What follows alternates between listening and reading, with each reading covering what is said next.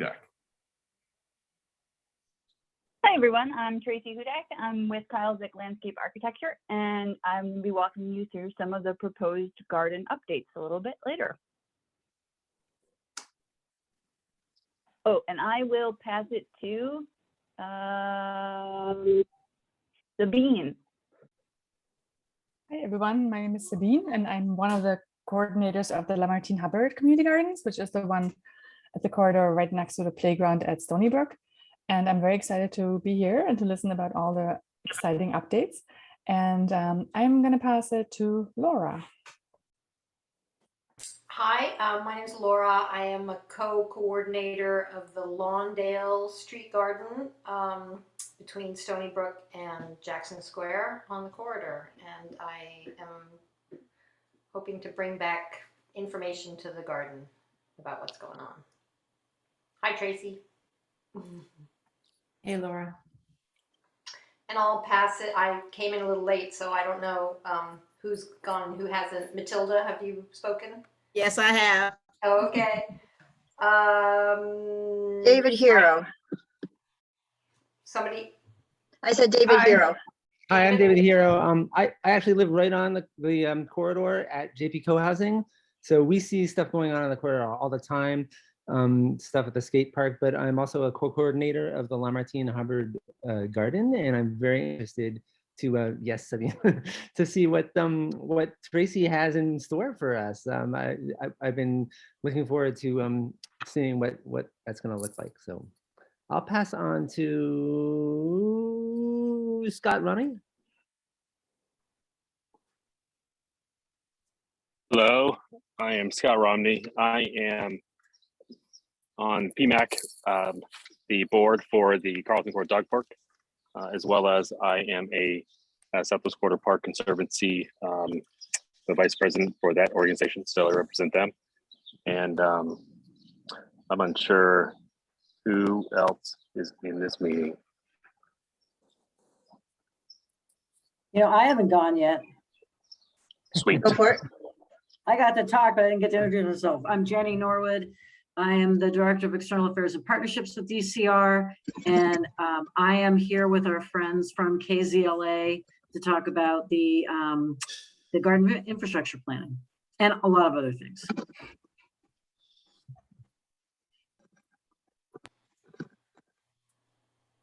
Franco? Hi, Franco Campanello, President of the Conservancy. Delighted to be here, and I'm looking forward to seeing what the good garden architects have to tell us. I'll pass it on to Jenny Jones.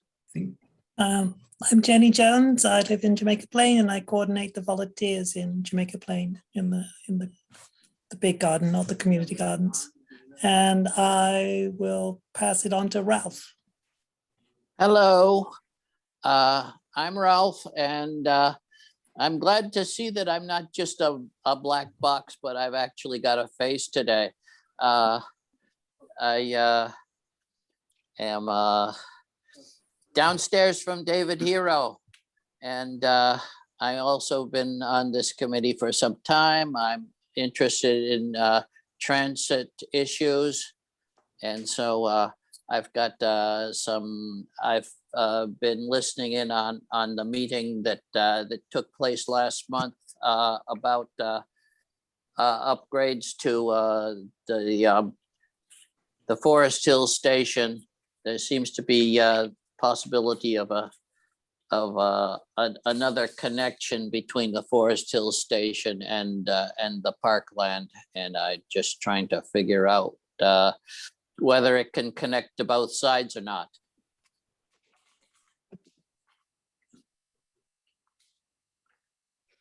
Patricia, are you still here joining us?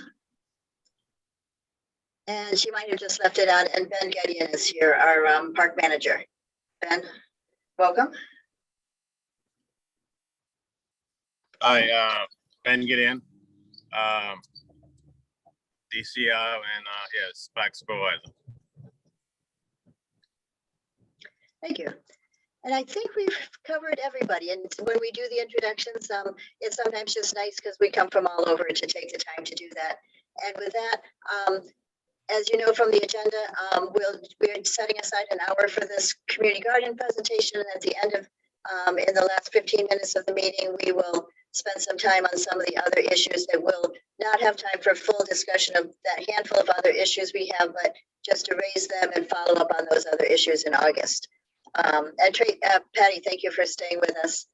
And I'm going to turn the meeting over to Tracy O'Brien, is the community garden chair and has been our volunteer coordinating with DCR with Jenny Norwood, coordinating this project, and happy to turn the meeting over and looking forward to hearing everything. Thanks so much, Jennifer. And thank you so much, everyone who's here from the community gardens and the broader community. I'm so excited to convene this group to hear about what some of the members of this DCR partnership project team have been up to for the past few months. We've been working to assess and document the current state of the gardens, as well as envision and create a plan to bring them into the future. The design process is taking into account needs such as universal access, safety and sustainability, ease of maintenance, cost and feasibility, and even beauty, which sometimes gets lost on projects when you're thinking about the gritty details. But this team really cares about the soul of what's happening in the gardens, which is great. It's been my pleasure to work with this creative group, which includes DCR staff, as well as Tracy and Kyle of KZLA. I'll let them introduce themselves further, but first a big thank you to Jenny Norwood, who first championed this project and provided me support and guidance to bring it forward. I also want to thank all of the garden coordinators who have helped sustain the gardens for the past many years and who also advocated for improvements for these important community spaces. And finally, before I turn it over to Tracy for the presentation, I'm going to remind everyone to listen with an open mind, save your questions for the end of the presentation, and share your questions and feedback respectfully. Your input is so valuable, and we want to make sure that all perspectives can be heard and considered.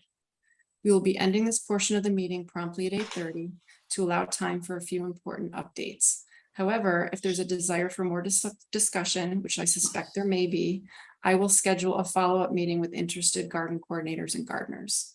I also recognize that this holiday week may not be convenient for everyone, so other coordinators who are not present tonight will also be invited to a follow-up meeting. So and this is being recorded and this will be sent out along with minutes, so everyone has access to this information. Okay, so I'm going to turn it over to Tracy and Kyle, and thank you so much for what you're about to share with us. Right.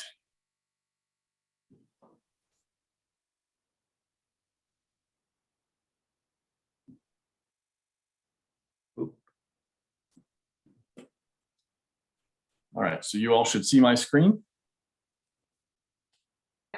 Swiss chard. Okay. Well, thanks, Tracy, for such a good introduction. I think that was great to kind of set the tone, summarize what we've been up to.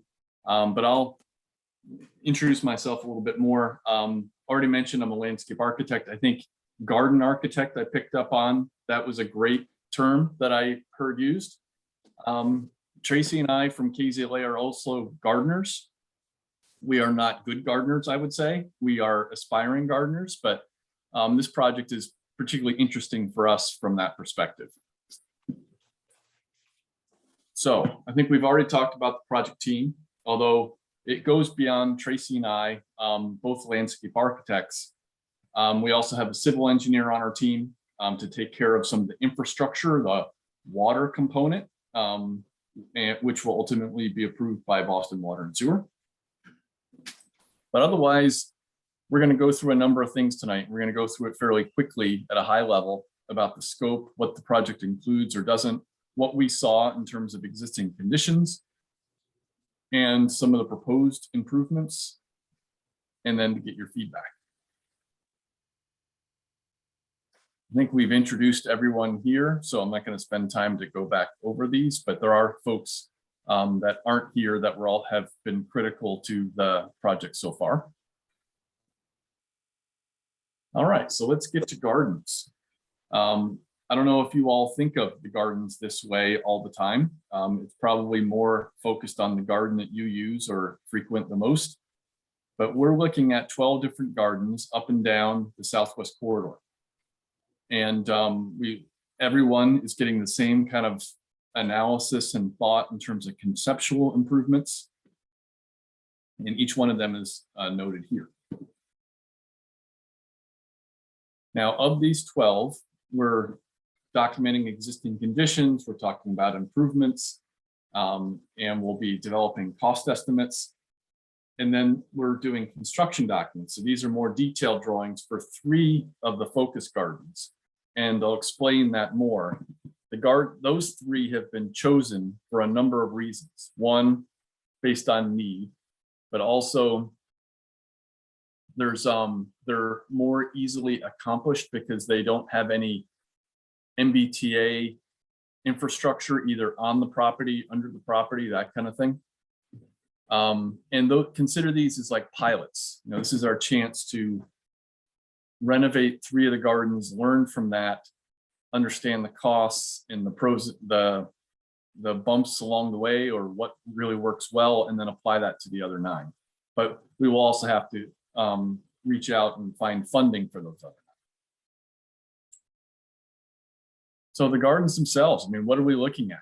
Tracy already mentioned universal access. We're looking at pathways and circulation, the plot layout, fencing, you know, its condition, but also what should it be keeping in or out, the water service, and drainage.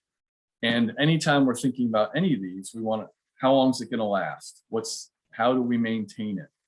What are the properties of that material in terms of sustainability, its safety, and deterring garden pests. So then in terms of the project schedule, you probably don't know that we've been working since February or so. Those garden plots were frozen. There were ice on top of them when we started to look at them. But now you're harvesting, which is great. So we spent a month or so looking at the existing conditions, and that was based on our field work measurements. We got as-built or design drawings from the Southwest corridor, the original documents, and then we use air photos and other things to confirm what's out there. And then we started to think about the garden improvements as a total after looking at 12 gardens. You know, what did we see? But then also started to think about how do we create the ideal garden in terms of what's the best path material, what's the right fencing, what's the right gate, the water spigot, all these things that come together and work best for the gardeners, but also apply all the codes that would be appropriate for a public garden. And then where are we now? We're at this PMAC meeting in the beginning of July.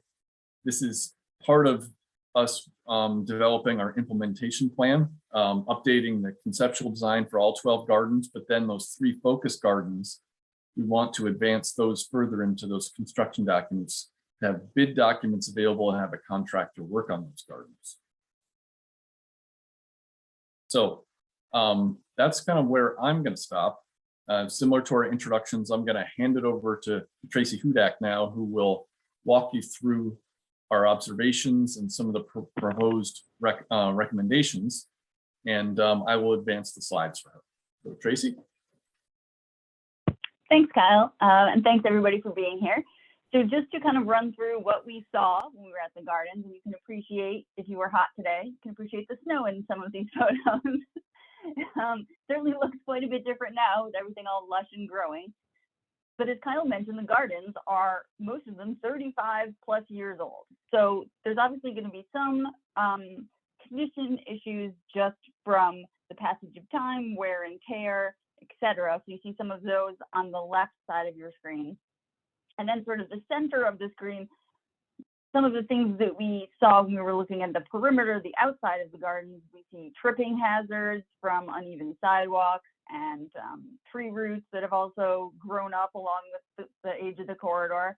Some of the gardens that have slope issues where the walkway to the garden itself is quite steep. And then also some more issues based on vegetation where purposeful plantings or incidental plantings have kind of grown up along fences and also caused some damage. In addition, the fences may never have been constructed to sort of handle those kinds of conditions. So that's some of the things we noticed on the perimeter of the garden. And then next we can move into the entrances and the interior issues. So in terms of entrances, in general, to be accessible, a gate should have a clear width of 32 inches, and not every garden in the corridor currently meets that. So in some cases it's narrow, but even 32 inches is pretty difficult to get a wheelbarrow through to be able to do sort of some of the maintenance. Or I'm sure if you try to, you know, drag a cart through a narrow opening, you've experienced this problem. I know some of the gates also only open one way or the other now based just on how the ground is settled. The bottom photos kind of show the situation where sometimes you have to enter through a playground to access the actual gate into the community garden.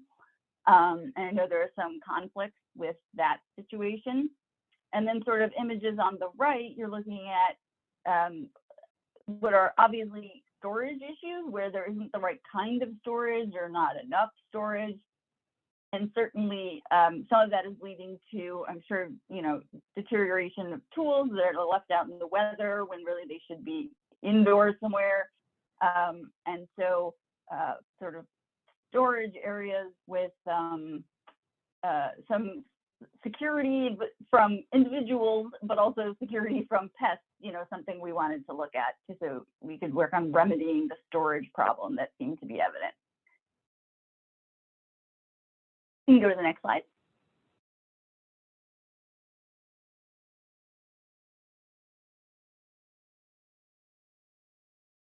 Then once you go further into the garden, I'm sure many of you have noticed that the original pressure-treated lumber, the timbers that were used to divide the spaces have essentially deteriorated.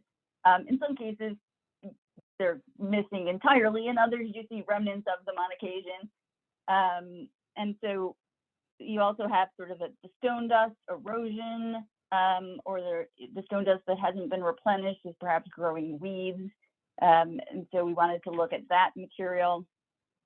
Also, we wanted to look at the raised beds, which to truly be considered accessible are have certain height ranges that are recommended and also clearances around the beds themselves to assist people who are using mobility devices and still being able to garden and sort of reach all parts of the bed.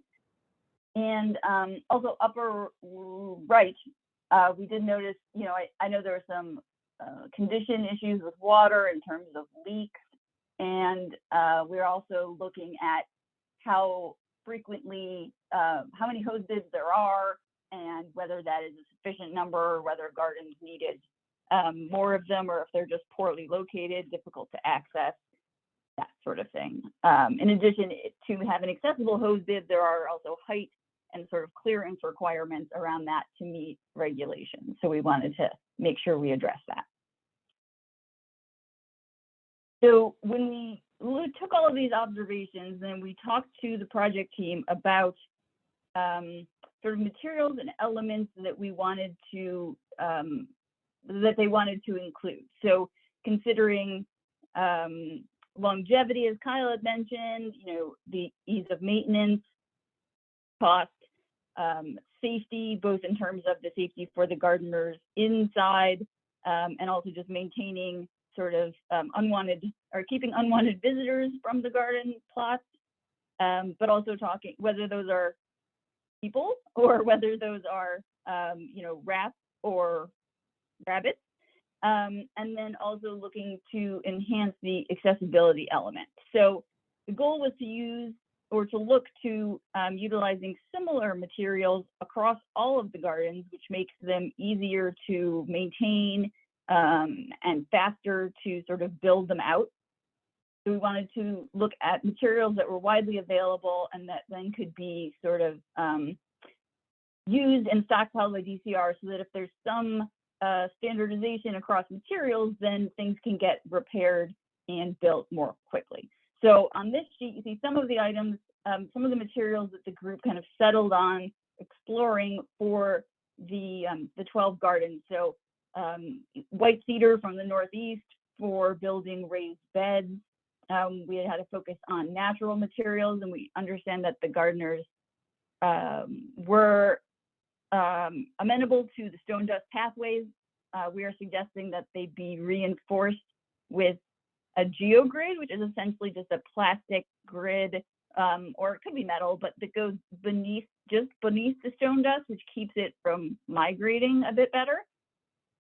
And we're looking at the utilization of granite curbs as edging instead of what had been there, the pressure treated timber.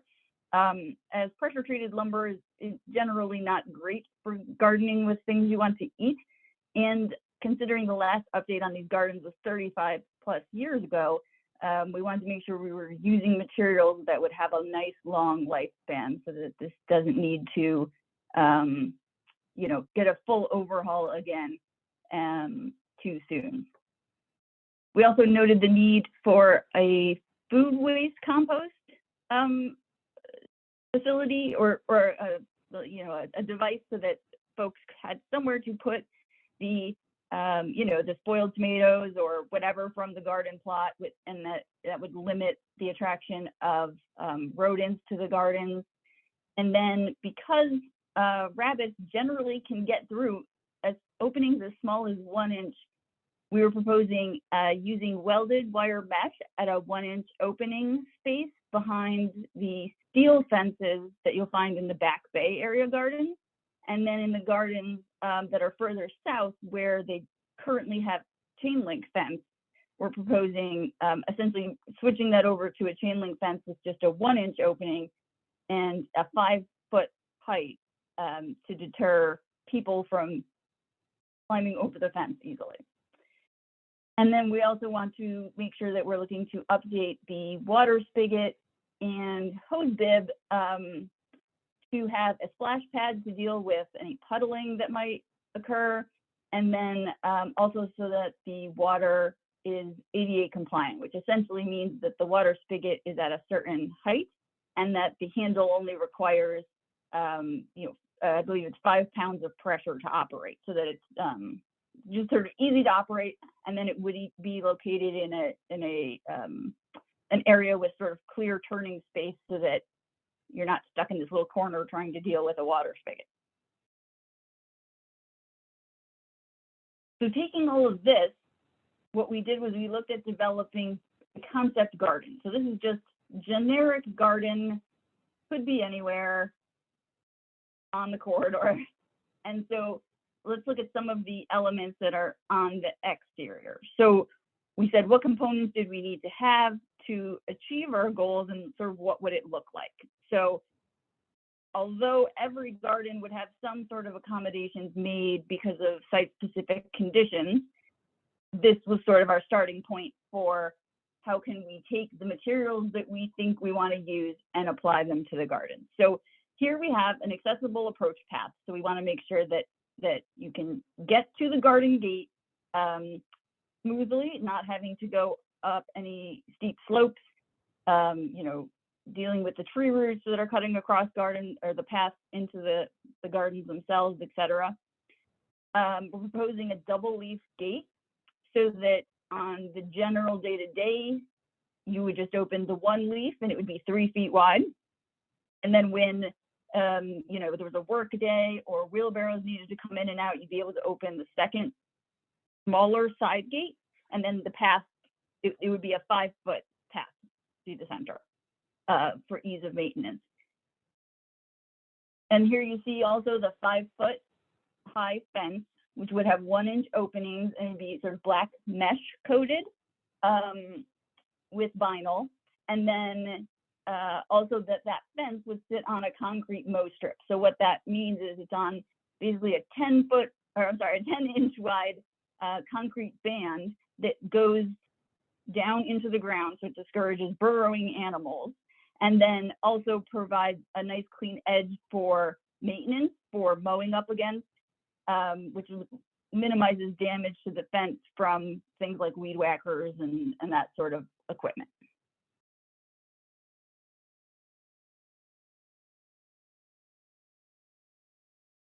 Once we move into the garden, if we start over on the left-hand side, so we're looking at introducing a storage shed to every garden that would be relatively standard and, you know, would be a better new place to put tools, keep them out of the elements, and also that would be rodent proof for the chewers out there.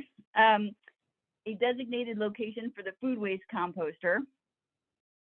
And then as you move kind of into the center, we're looking at having the raised plot or plots where that would be the accessible plot that could be used by folks with mobility issues, people who just have difficulty bending, etc. And so the goal was that to the extent possible, that each garden include at least one of those raised plots for accessibility. As I mentioned, the gardens would be divided from the path by a raised granite curb instead of the timbers that had been out there. And then the pathway itself would be a stone dust path, again, reinforced with that geogrid to keep it from migrating as much. And then the accessible hose bib would be located. And when we looked at this, we looked at maintaining no more than a 50, essentially that you would reach every bed using a 50-foot hose. So there would be a hose bib located such that you'd never need any more than a 50-foot hose to get to your bed from that hose bib.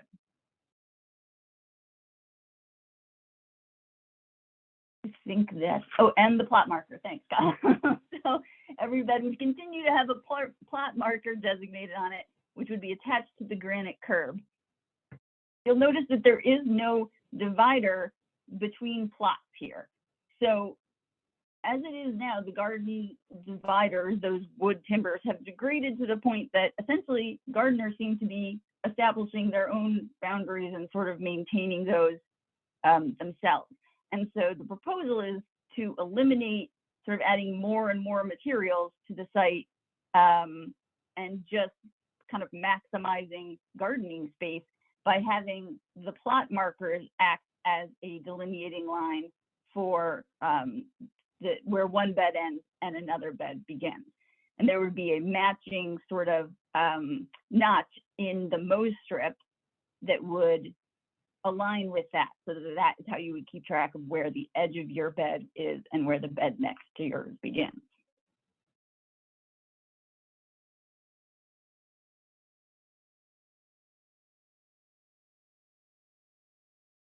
And then here you can just see, we want to highlight that there would be a 5-foot wide main path in each garden.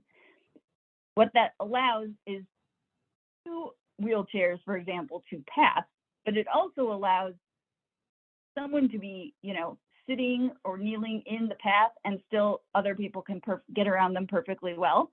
As I'm sure that happens quite a bit. You may, you know, it also allows room for things like you have your watering can or your cart or your basket. So just wanted to make sure that the main path is wide enough to still allow people to pass and not have to step into their garden bed or into other people's garden beds. And also that the accessible plot would have the clearance around it that is required.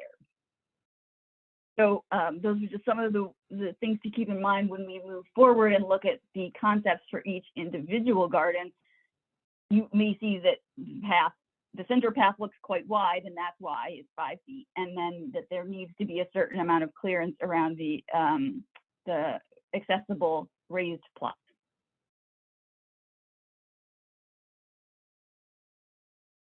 So what we did is we took that theoretical garden and applied it to each of the 12 gardens. So we're going to go through these pretty quickly because it's going to get repetitive. They have a lot of the same elements that we just showed you. And if we do every one in depth, we'll be here all night. But the presentation is being recorded and this will be sent out. So you'll be able to study your particular garden in depth at your leisure. So I'll just point out some of kind of the changes that are maybe more specific to an individual garden. So here in Harcourt, currently the only access you guys had to hose bib was in the Southwest Corridor Park Conservancy area. So that would change, so that we were proposing that you would receive one in the main area of the garden. There's a broken gate, so we'd say, you know, repair the broken gate. But otherwise, a lot of the elements are the same. The stone dust path, the raised granite curb edging, and where there is chain link fence, where there is steel gate, to have it backed with that welded wire mesh with the 1-inch openings to keep out critters. I think we can go on to Fullen. Oh, garden plot.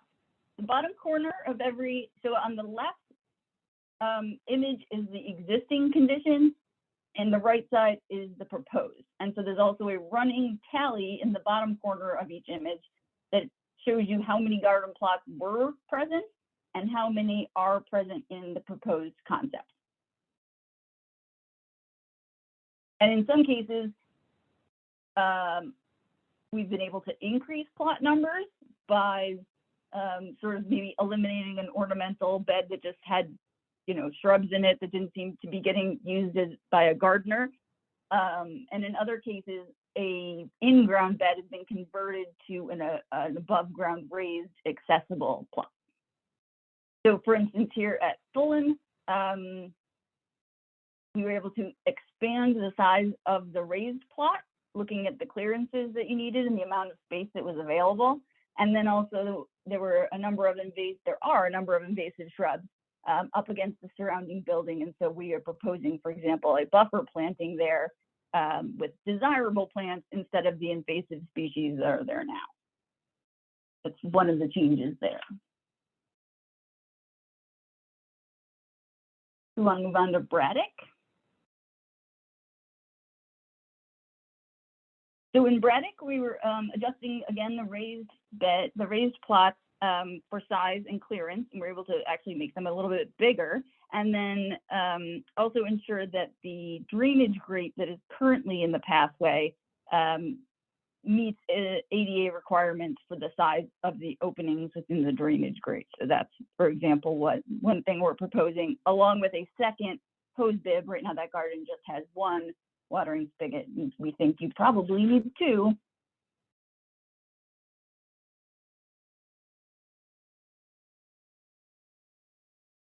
The next one is Greenwich.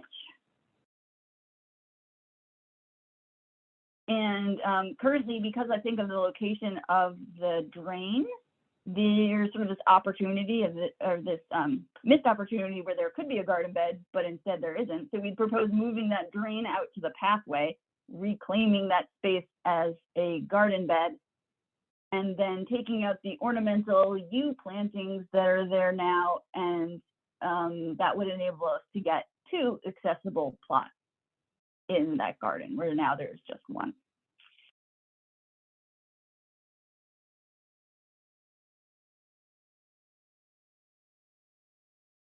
Blackwood is the, thank you, Kyle. So previously also at Greenwich, there's a row of small plots that are behind other plots. And so the proposal is to essentially make them all sort of skinny and linear, but it would actually enable people to not have to walk over other people's plots to get to theirs. So it actually changes the number of plots, but enables you to have two accessible plots instead of the one that currently exists, and then keeps people from walking over other people's garden areas to get to their own.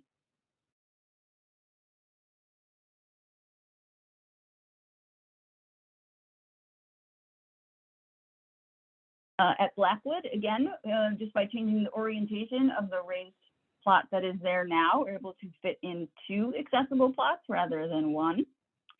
And then also right now, there are a number of pavers there. There's also some erosion of material out onto the main Southwest Corridor walkway. So, you know, kind of unifying that surface with all just the stone dust with the geogrid. So that garden, we're actually not too much is changing beyond the addition of the accessible bed.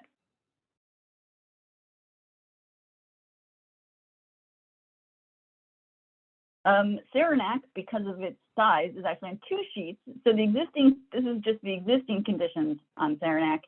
And I think we can just go on to the proposed, where there is sort of an area with trees that are not doing particularly well in constructed tree boxes.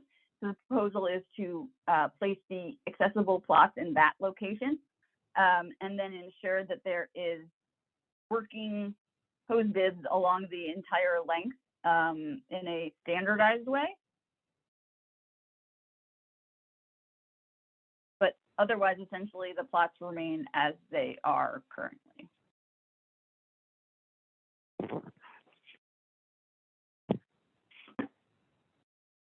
And then if we switch down to southern end of the Southwest Corridor, so this is Les Martins, which is one of the focus gardens for 2022. And again, what that means is we're working on taking this concept that you're seeing and making it into documents that tell a contractor how to build it. So we're sort of advancing these 3 focus gardens to here's how to construct what we're talking about. At Les Martins, we currently have a problem where the access path is very steep and does not meet accessibility requirements. And so we are actually proposing flipping the entrance on Les Martins to the southern edge, creating a break in the wall on the sidewalk edge, and then making an access point into the garden that connects both to the internal Southwest Corridor path and the public sidewalk. This garden also has some slope issues in that it's on a bit of a slope.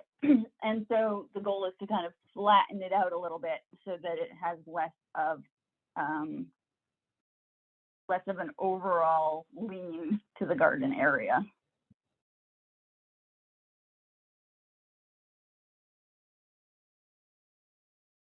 Next up is Lawndale. Lawndale is one of those gardens where it presently has an entrance that it shares with a playground area on the north side. So we're proposing removing that entrance, closing that off, and essentially gaining back that small bit of pathway as garden plots. And then adding 2 accessible plots on the southern end near now the entrance from the public sidewalk. So the shape is more or less the same, but with a relocation of the creation of accessible plots and then the closing of that entrance on the top.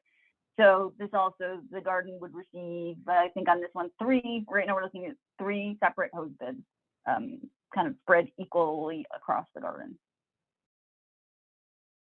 And so this one, you can see there is a main path around sort of the donut O shape that is 5 feet wide. And then there's a central path that is basically just for the folks in that central 6 bed.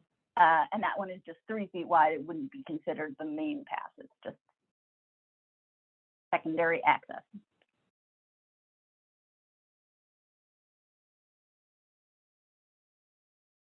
Oakdale is the 3rd focus garden for 2022. So it's Les Martins, Lawndale, and Oakdale.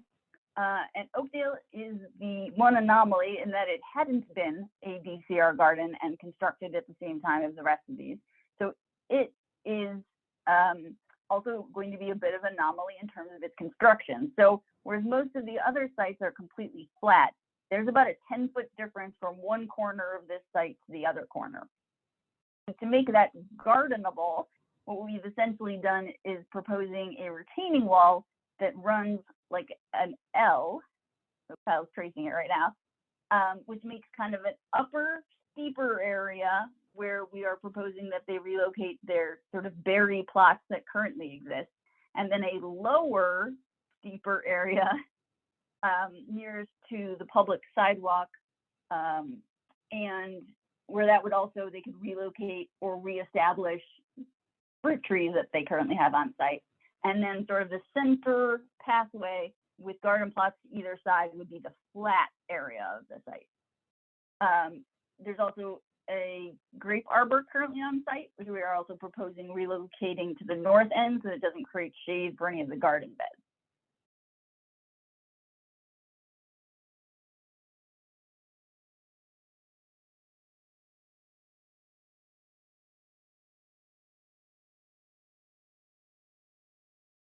So next, further south is McBride. So currently, there's one plot there that is being used, or at least was as of February, being used as storage. And so the concept has us converting that plot into an accessible plot and then adding a storage box at the north end, where I believe currently there's a bulletin board with the notion that the storage could also serve as somewhere one could post things as you did on the bulletin board. But this allows you to add an accessible plot.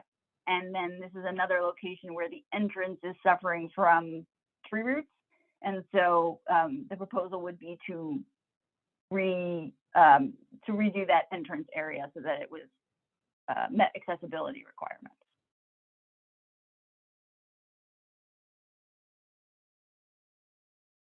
Next up is Hall. And so at Hall, there is another place where the garden plot there's one that has been taken over as storage.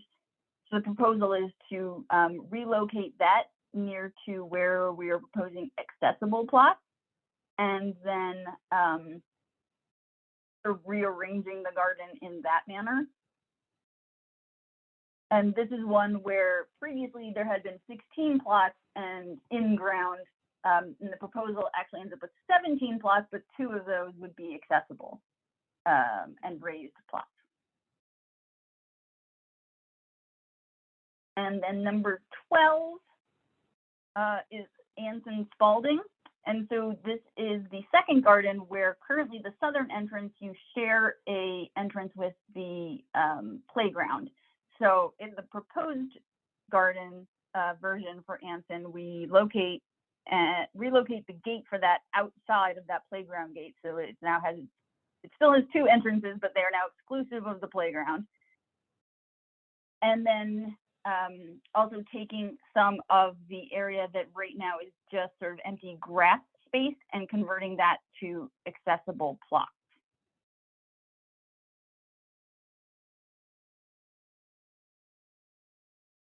And this garden in particular seems to have a lot of storage needs. And so, you know, we're showing 2 storage containers, and obviously that's the kind of thing where that's shown in the concept, and how that works out in the end is sort of, you know, something that get worked out as the idea moves from concept into buildability whenever that happens for Anson. So the change in the entrance is sort of the big change for this location.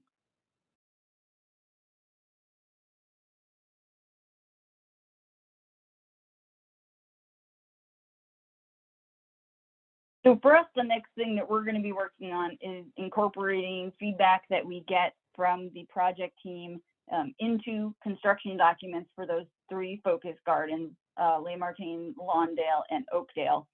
Refining the cost estimates so that the project team can work on securing funds to move forward with construction for first the 3 focus gardens, and then onto implementing designs for the remaining 9. And we'll be also putting together an implementation plan for all of the gardens for how they could move forward into the future, and working on permitting the either new or revisions to the water system at the 3 focus gardens with Boston Water and Sewer Commission. So because that can be kind of a lengthy process. So we're gonna get started on that now as well.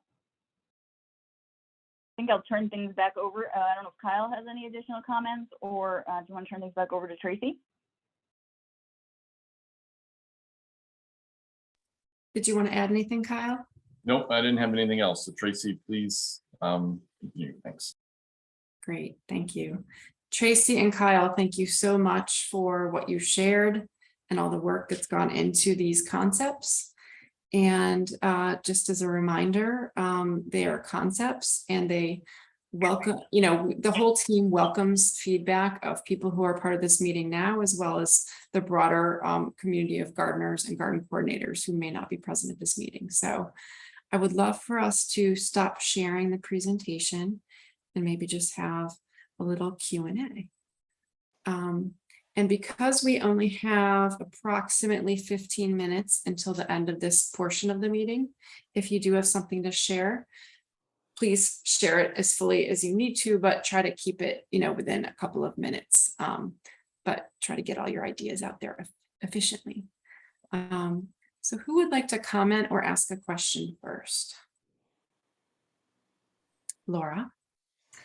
I'm really interested in what the proposals are for dealing with composting in the gardens. I noticed that there were only a couple gardens that have existing composting sites within the garden.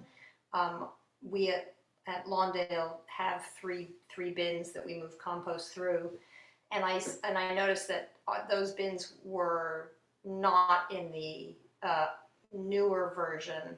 So I'm wondering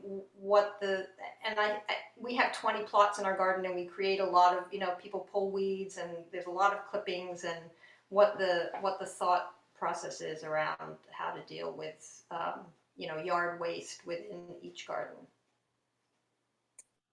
Kyle and Tracy, is it okay if I field that as someone who's part of these discussions? Sure. So Laura, there was a lot of discussion about composting. And as we talked about, also we have thoughts to standardization. It's much more feasible and cost effective if there are some standard elements in each garden. So with that in mind, as well as concerns about rats, rodents, and other pests, the decision was made to not have open compost bins, because as we even know from the experience at Lawndale, sometimes they can become repositories for nests and that kind of thing. And instead, it was very much recommended by another project team member, Kate England, who has a lot of experience with community garden composting, that an enclosed receptacle really deters rats, and that it probably made more sense to not store as much waste on site and to instead step up the pickups and management of non kind of rotten food waste, which is what that very small drum, it's very effective and works well, but it will not handle massive amounts of like woody material and all the different kinds of things that go into the larger compost bins, and that maybe those bins are not a good choice going forward given the increased rodent population. So those were some of the considerations. Does that largely answer your question? Yeah, I'll be interested. I have one of those rotating composters, and I know they do work very efficiently. Mm-hmm. But they don't take a lot of, they don't hold a lot. So we'd have to bag a lot of stuff and put it out for pickup more regularly, I think is that the thought behind that? Yeah. And also, I think this whole project and the pilot nature, particularly the first 3 gardens, there may be a lot of additional learnings beyond the scope of the build of the gardens. I think working with the DCR and even the city about how garden waste is the supporting of taking away and having things be in larger, more powerful composting piles. I think that has a lot of promise. Things don't necessarily have to operate the ways in which they've operated, where we have to take more of the responsibility ourselves. So I'm hopeful some of these design changes will spark like larger systemic innovations. Good, thank you. Are there other questions? Hey, Kate. Hello, I was cooking dinner, so I had a little noise in the background. I just wanted some clarification just on the separation of the plots themselves. So am I to understand there's no physical barrier in between each individual plots and a line of plots? Yes. That's correct. I will give a brief response, but I'd love to hear what Tracy and Kyle say from like a design perspective. But as we met and discussed the materials required and the cost and feasibility of building, and also the weight of the granite and the heavy equipment and how long it would take, like the cost just spiral the more granite you have, and considered other materials besides granite, but really we wanted granite because it's such a great material and it's so healthy and sustainable. So I thought a great innovative suggestion was made to mark clearly the parameters of each plot, which will be pretty equal in size in each of the gardens. And that if people feel strongly, they can, as they do now, often use, you know, bricks or other materials to delineate if they wish. And that also that in some gardens, some of those borders have already broken down and people are managing. So it was a way to make it more feasible to fundraise and actually get this plan built. And we hoped that it would not be an undue hardship, and if people were uncomfortable, they could kind of make their own border ad hoc. So it's an innovative idea. Understood. The only thing I would say there is possible soil problems. You know, we have people who are very passionate about maintaining their soil, and also invasive plantings, which a light barrier like that won't stop.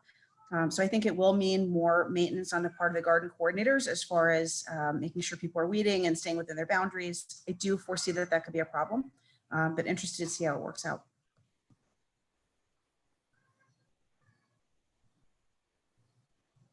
Thank you. And again, these are proposals, and like the feedback that you just shared, it will very much be taken into account, and we recognize that it is not a perfect solution. It's a bit of a compromise. So, you know, we will be welcoming feedback on that and other proposals, other features that are being put out here tonight. So thank you for sharing that. Rebecca, I see your hand up. Hi. I made. Hello there. I'm Siri. What can I Sorry. do for you? I joined late, so I don't know if you went over the financial side of this at the beginning. No, we did not. We mostly were focusing on design for tonight just because of the time. But if you have a question about that, we can address it. No, I mean, I was just wondering, you know, if they're beautiful designs. I mean, it looks great. I just wonder how we're going to pay for it all.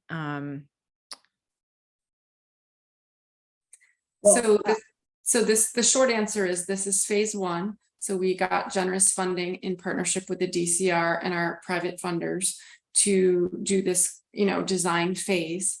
And then once we finish out this phase, probably by the end of the summer, we will have concrete costs that we can, you know, budget that we can fundraise for the build phase of the 3 focus gardens.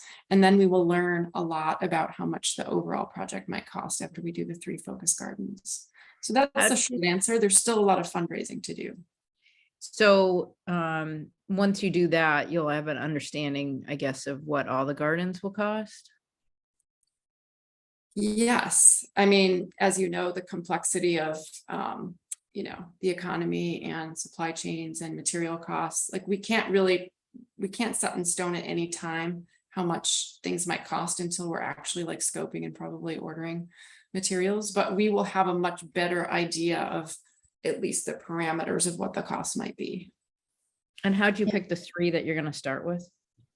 We talked about that in the beginning, and it was really based on condition and feasibility of the builds themselves as a pilot first step. Some of the other sites are such proximity to the MBTA and Amtrak property that engineering wise, they would not be an easy start, and permitting would perhaps take quite some time. So if we do these pilot gardens, the thinking is that we can work on permitting for subsequent gardens like simultaneously. Yep. And I was going to note, Tracy explained to me that that was a very neutral process, not in the hands of PMAC, but in DCR and consultants, so that it wasn't, you know, favoring any one neighborhood over another. Oh, yeah. Yep. And I also wanted to, as you were talking about money, remembering that we were all sitting in a meeting a couple of years ago, and like, we don't know where to begin because we don't know what it costs. So how can we raise money if we don't know what it costs?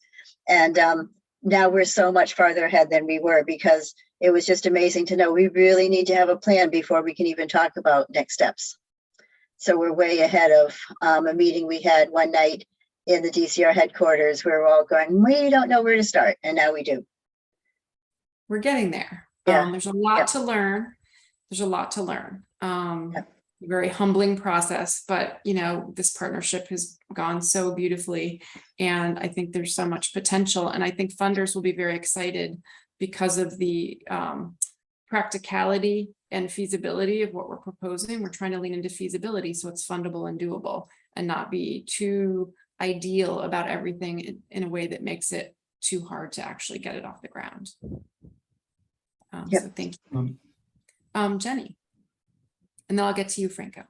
Thanks. Yeah. So in the corridor, we have this concept of gardens that are steward gardens that are outside the community gardens. And at the Hubbard Street Garden, I maintain that there's a storage bench that I keep hoses and tools in. So I need a space where I can keep tools, basically. I think Franco probably does the same in the back bay. The Anson Street Garden has 2 gardens on either side of it, outside the fence, which don't look like they're going to be impacted very much. They're like, one of them is going to lose some space because of the new entrance, but that's okay. I'm just wondering about when you get to that and you have to bring in machinery to do the work, what's the path for that machinery? How's it going to get in and out? And is it going to mean we have to move the other gardens? Anyway, yes, that's it. Thank you, Jenny. Kyle, do you want to talk a little, and I'm happy to chime in as well, about some of the considerations once we get to construction on it at any of these sites? Yep, I'm happy to. Yeah, we're definitely conscious, and while we're thinking about a lot of different things in terms of the implementation, timing, preservation of soil, not importing soil that has, seed material, seed bank that we don't want, and impact to gardens outside of these gardens, outside the fence. These are all things we're thinking about. I don't think we have answers to all of these yet, particularly timing, because that will be related to when do we finish these drawings, when do we have our approvals, when do we have money. But we're definitely conscious of all these things, and I think we'll be able to report back later, because on the 3 focus gardens, we have identified areas where the contractor can store their equipment and materials that has the least impact. It's an open lawn area. They can get to it from the public way. So we're trying to minimize the damage that you're talking about. Thank you, Kyle. We've also even talked about details that, we'll test out, when we get to the 3 focus gardens, about plant removal, storing plants. Gardeners will have a chance to take any of the plantings from their own beds, store them off-site at their own, home or some other location that the DCR is not able to store plant material, but we will provide support and a time for people to take whatever they would like to keep from the gardens in preparation for the beginning of construction. There'll be plenty of notice, and we'll probably have make an event of it. So when we get closer to actual implementation at any of the sites, we will, have plans for all of that. I think we have a few more minutes. Jennifer said we could take a few more minutes past 8:30. So Franco. Thank you. As I'll continue from my good colleague, Jenny Jones at the Conservancy cares for the bulk of the restoration and care for the park in the South End. Might I remind the folks, the good folks, that it's not the Back Bay, but it's the South End that the park is in. The fence is the demising of the Back Bay to the South End. So we are in the South End Park. But we have a lot of storage and in both the Harcourt and the Claremont Community Gardens. And I'm concerned about that because we need a place to store all the tools we use. And as well, how the water supply for the park in general is impacted by the changing in the water supply of the gardens. We use the water in the Harcourt garden for all our seedlings to grow all the seeds for the and store plants that have to be put into the corridor. So I'm really anxious to work with you folks, and I hope we can be remembered as you proceed, and like to have as much input as we can. Thank you. Thank you so much, Franco. We will be thinking about all of this and coordinating at the site level as we get closer. I would say that for the sites that you're talking about, those are a bit down the road, and we will learn a lot from the first three. And, we'll have to talk more at some subsequent PMAC meetings about sort of the uses of the community garden spaces versus is in their relationship as staging areas to like larger support of other areas of the park. We'll have to work that through and figure out what the best solutions are. But again, it's an opportunity for innovation. I think some of the redesign of the community gardens will provide opportunities for us to rethink some of the ways we've been doing things and come up with some, new types of solutions, hopefully. Sabine? Yeah, I have a question. So from the plans I saw, it looks like most of the gardens will keep the footprints of the plots, like many of them, not all of them, but ours, Lamartine Hubbard, for instance, will. And I wonder how big the disruption actually is if we don't put any internal plot dividers in there, if it's only like, if you only have the granite borders around the plot. And you mentioned that, people are, or gardeners are, can take any plants, like any perennials they have or anything like that. Is the whole soil really completely being torn up, and will you replace the topsoil, or what is it? I mean, is it really going to be completely leveled, or what is the actual process going to look like for most of the gardens? I guess that's my question. I think it really depends on the garden, because if there aren't erosion problems or accessibility issues, there's no reason for us to take up all the soil, stockpile it, and put it back. Aside from the disturbance required to install the curb, the path, and the fencing, so that would just be perimeter disturbance. So, but if there's a garden that has erosion problems and we feel like we should regrade it and flatten it, we would remove the topsoil, stockpile it, and put it back. But that would be the only reason we would do a larger wholesale regrading. Thank you, Kyle. Does that answer your question, Sabine? I mean, there'll be a lot of learning.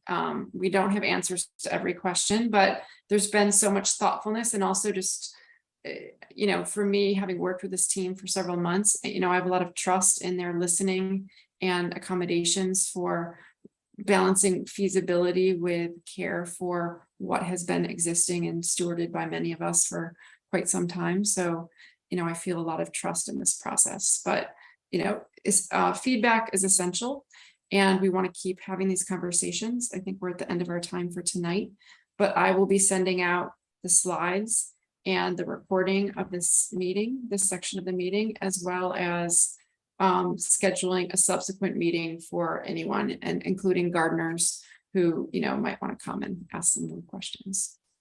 So thank you so much, Tracy, Kyle, Jenny. Really grateful that we've gotten to this point. And thank you to all the coordinators and other guests who've made suggestions and pointed things out that we need to keep thinking about.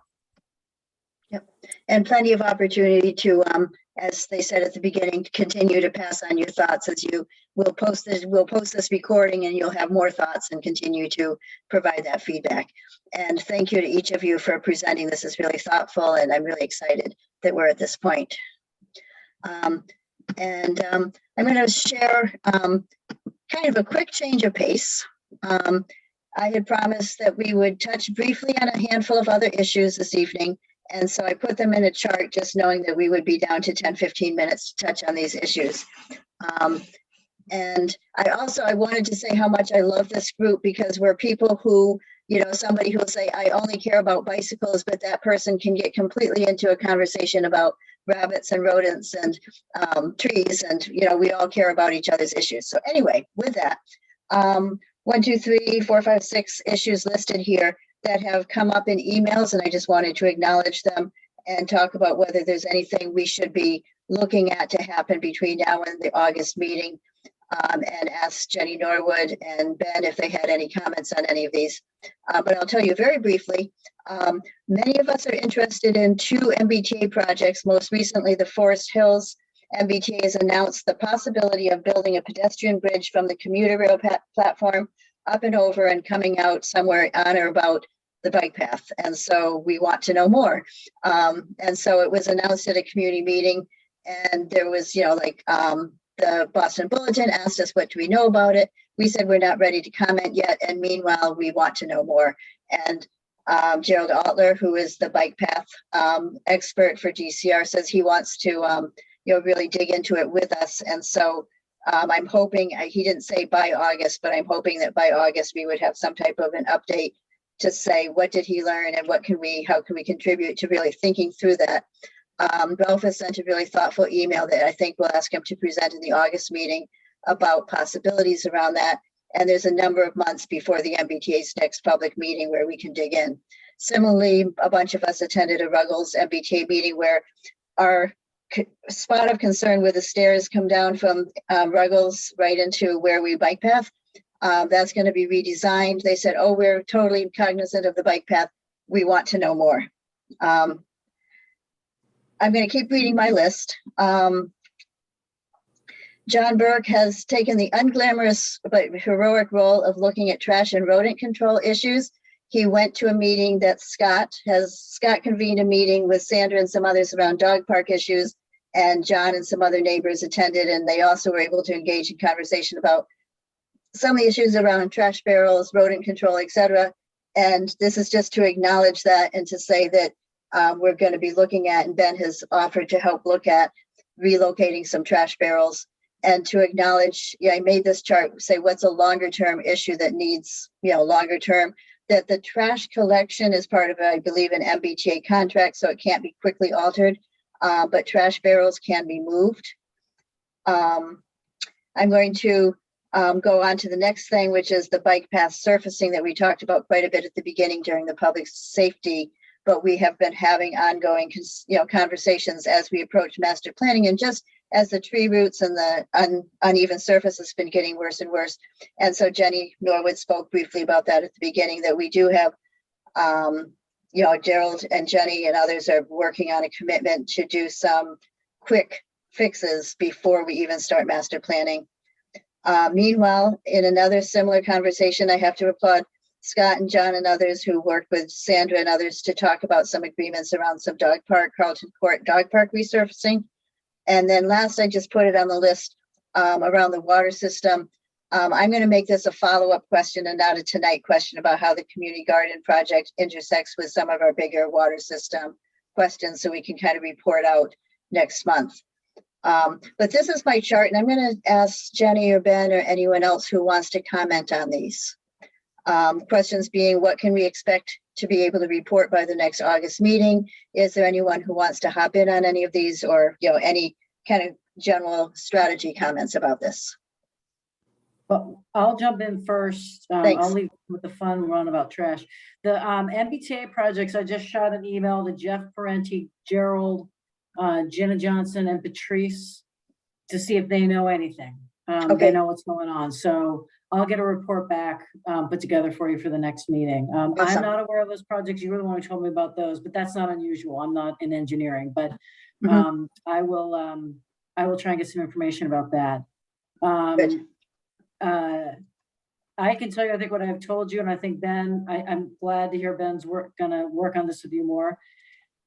Quite frankly, the best way to get rid of rodents is to get rid of trash cans, but that's not really practical in a public park. So, yeah, Ben, I don't know what you're gonna do.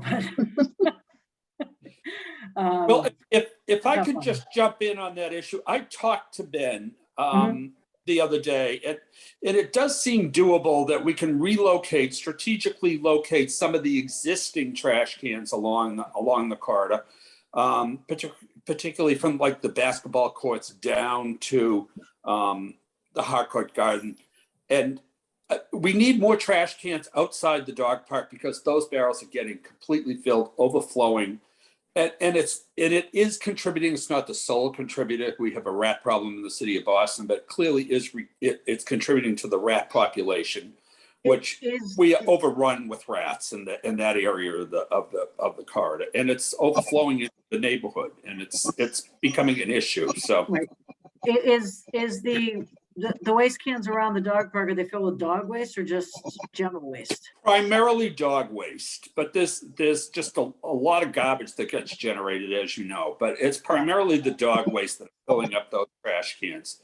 And I think if we could get, let me clarify real fast. That's the first trash cans in the park from Dartmouth Street are at the dog park. There is not any trash cans from Dartmouth all the way up to the dog park. So those are the first ones along the park.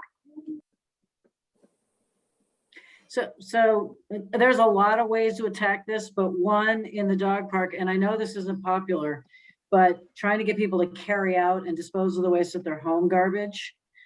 Because another challenge with waste cans near dog parks is all that dog poop becomes a biohazard.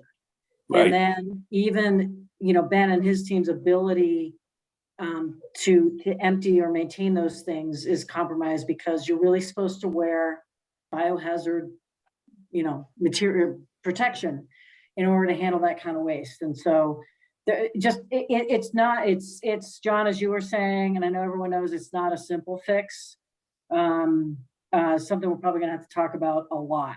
And try different ways of getting people to carry out their garbage when they leave. And I know in a park like this, a linear commuter park like this, that's even harder than, at a picnicking park where people kind of expect to do that. But there's a lot of ways we can try to. Jenny, that's just not going to happen. I mean, it's just the nature of the park and the nature of the clientele using the park. It just doesn't lend itself. We don't have any rangers patrolling this park telling people to do that. It's just. It's just not going to happen. Jenny, excuse me if I might jump in, is a third pickup for just section 1 out of impossible? It just seems like you could just say pick it up a third time. I would say that's a Ben question, not a Jenny question. But understanding the struggles we've had with getting seasonal staff, I would say right now, yes, that would be a challenge. Well, no, the MBTA does the pickup, not the DCR. It's just changing the MBTA contract.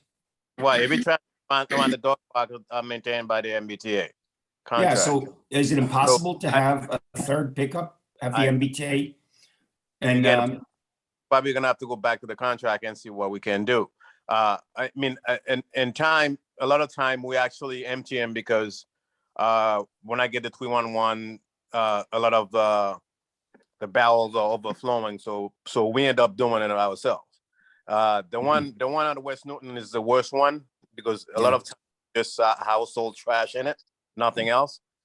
So that's someone that talked to John about. Probably we relocate. We move it and probably put it closer to the dog park. But the MBTA, it's probably gonna have to go back to the contract and see what we can do. Okay. Is that something will take 5 years to do a contract? I mean, it's logical that would take a long time to do a contract. See, I don't know what's written on the contract, so I don't know when I'm sure it was done when the park was built. Yeah. So I'm not sure what's in it. Wow. Do the same problems happen in section 2 and 3 as in section 1? No, I not don't at think all. so. No.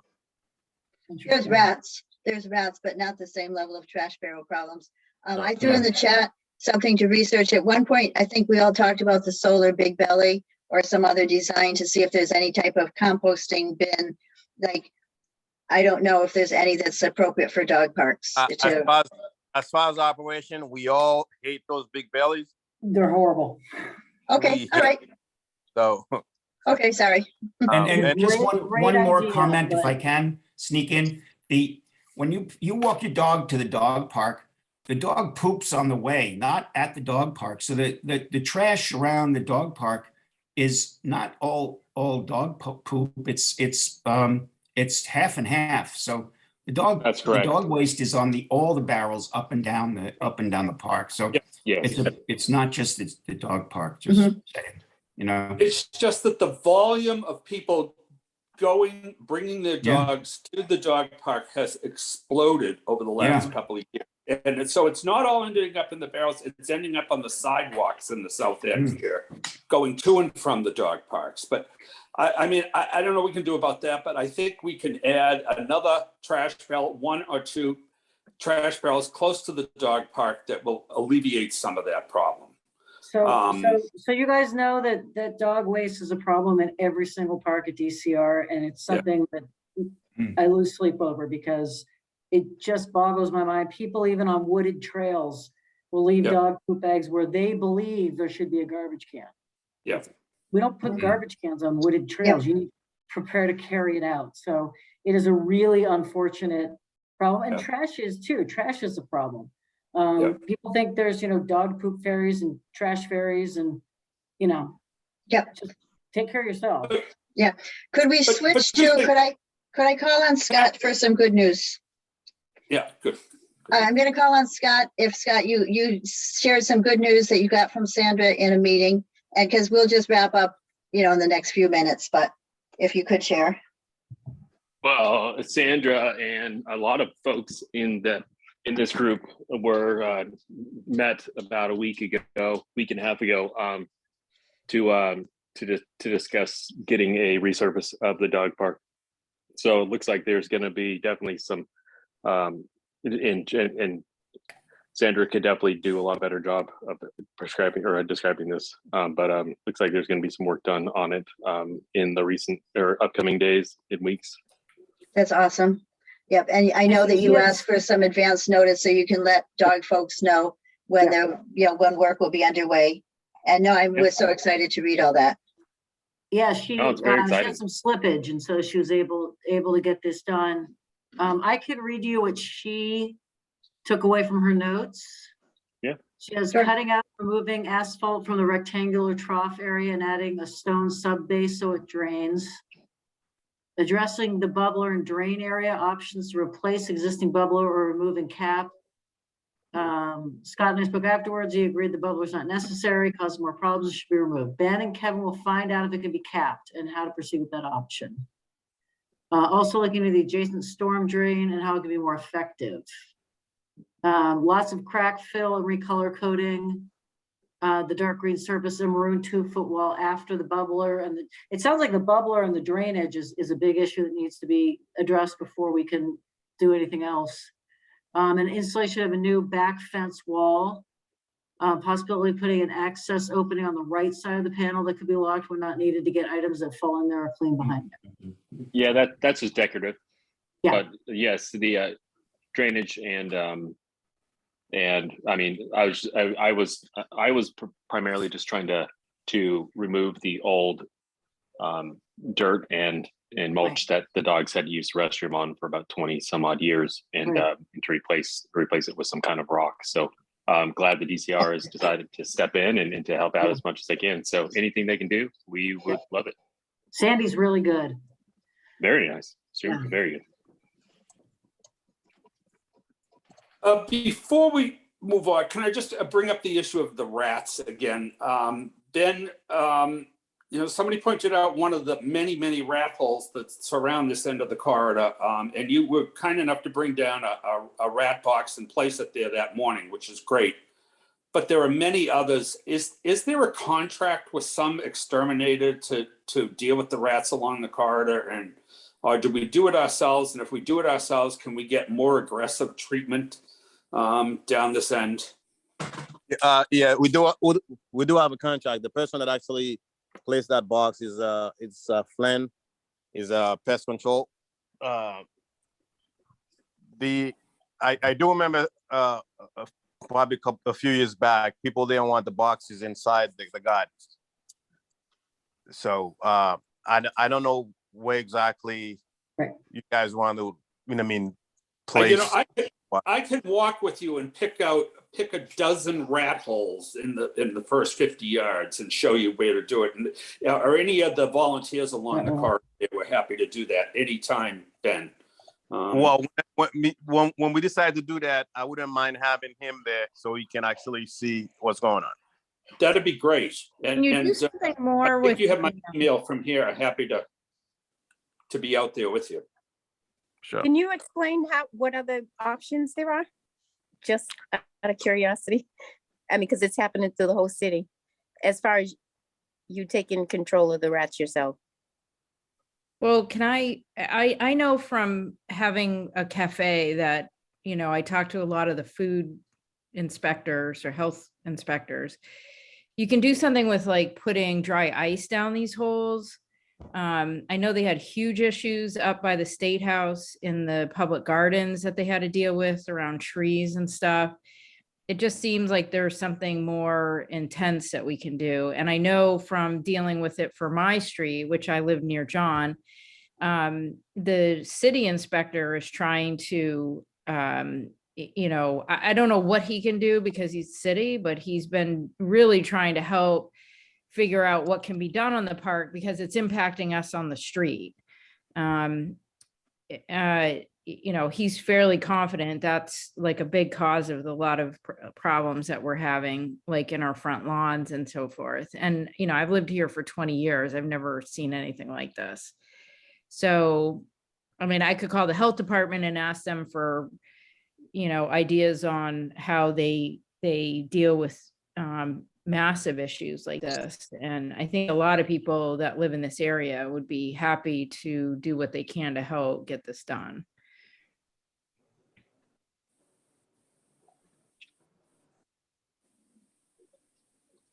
Ben, I think, you know, I know the inspector has been trying to reach out to you. I don't know if he's been helpful or not.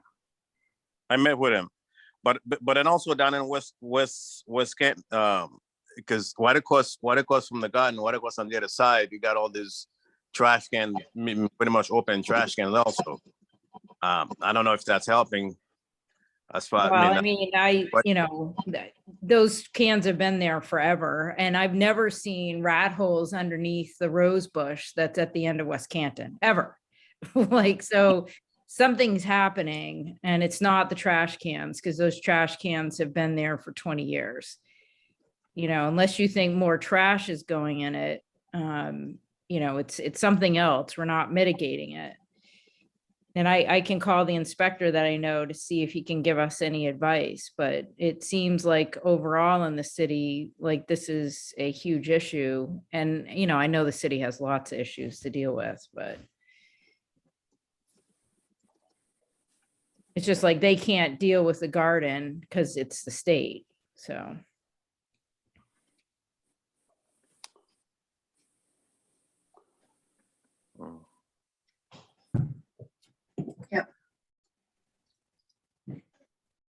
Could we, Ben, possibly plan to meet with you and this exterminator to kind of talk about what the options might be to address the situation up there? Would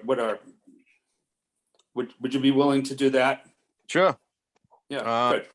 Just gotta figure out time for him, and then let me. Do you have my number? I don't, but I can get it. I can get it from. Let me try. Yeah. Let me try to reach out to him tomorrow. I'll try to reach out to him tomorrow, and then give me a call probably Thursday, sometime Thursday or Friday. I will reach out to you. Good. I'm not reading your comment, Franco. Maybe we need more loose dogs on the park. Cats. You know, I mean, the dog park does take the pressure off the corridor. I mean, Franco said that right from the beginning, and I totally agree. If it wasn't for that dog park, we would have that many more dogs running through, using the grassy areas as a restroom, and just so yeah, the dog park is an asset in that regard. But it is also, there are many more dogs that are around that we have to deal with. So yeah.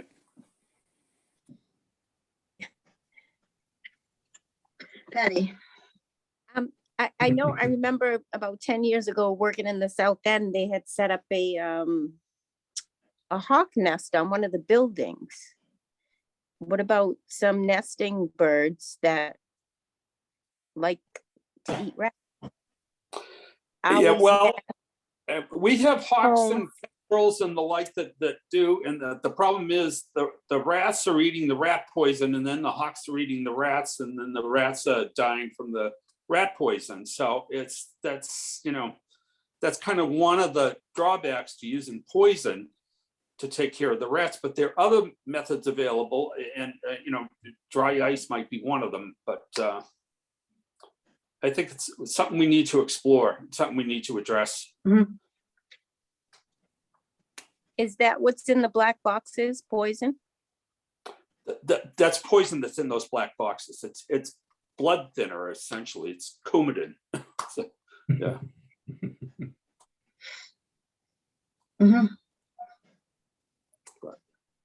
And so I do like the idea. I mean, obviously tonight, the best we can do is just agree that John and anyone is joining him, meeting with Ben and with the exterminator.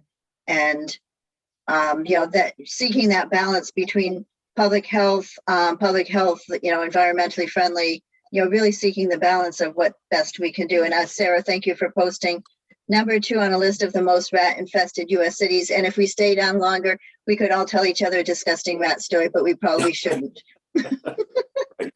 Right. I'd like to sleep this evening. Okay, sure. So I am actually super happy with progress. Matilda, when's your next movie night?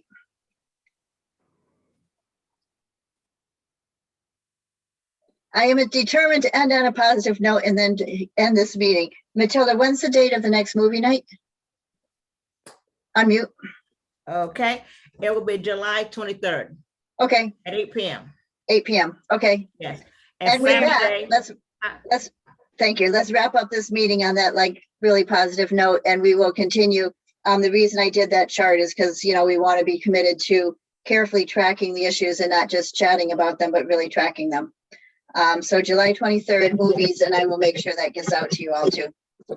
Thank you. Should we say good night? Good night. Good night, all. Good night. Thank you all. Everyone. Okay, thank you. Listening until 9 p.m. Thank you, everyone. Thanks.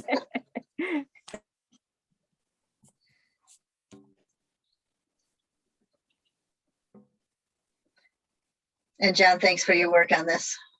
All right. Well, thank you. Thanks for Of the course. chance to talk. Yeah, good. Yeah, no, definitely. Thank It's you. interesting. This is what it inspires a lot of passion. And Ralph, thank you so much for that email about the train, about the commuter rail bridge, because we have a lot of possibilities to explore. So, all right, I'm going to close out. Good night, all. Good night. Good night.